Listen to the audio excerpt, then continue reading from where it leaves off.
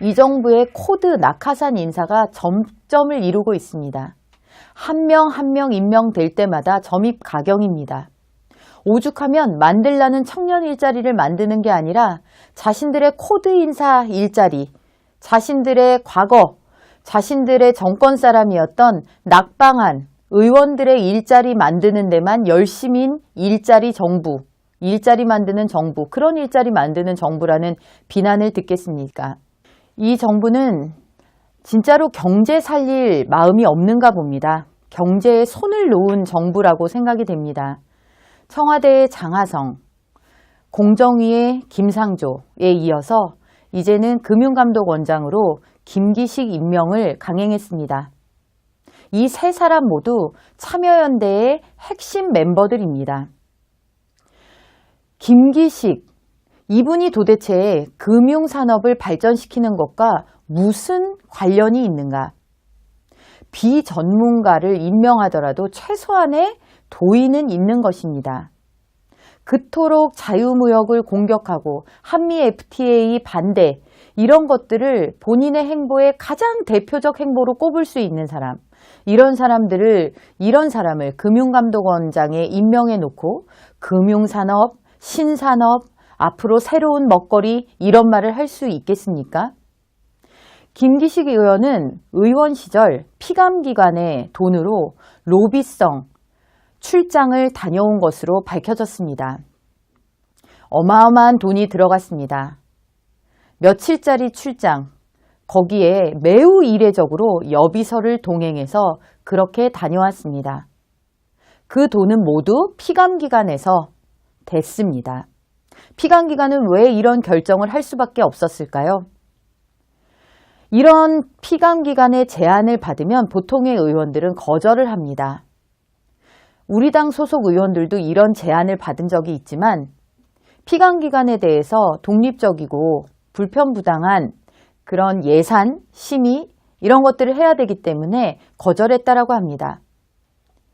말로는 공정, 말로는 갑질 없는 세상, 이런 것을 이야기하면서 앞으로는 그런 이야기를 하고 뒤로는 피감기관과 기업들의 팔비틀기를 하는 매우 전형적인 수법을 보여준 것입니다.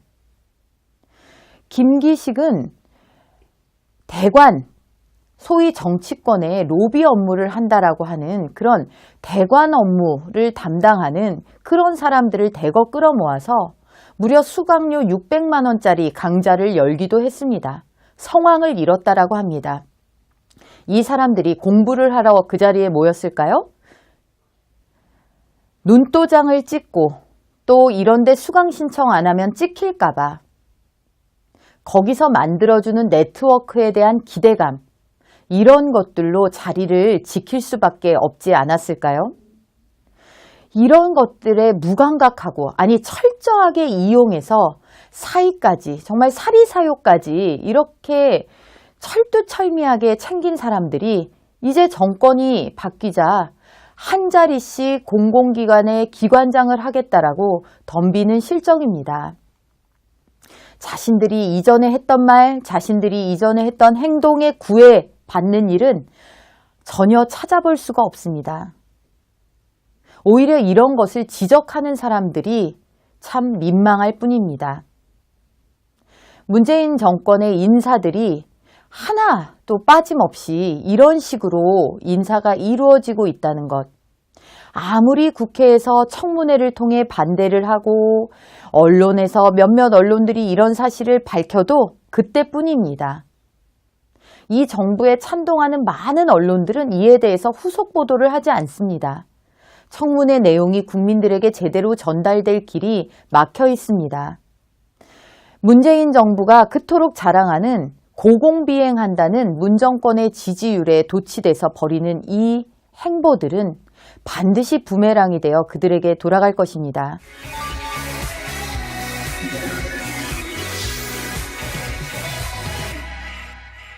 이번 주 임종석 비서실장은 다시 카메라 앞에 섰습니다. 많은 카메라가 그의 입을 주목했습니다.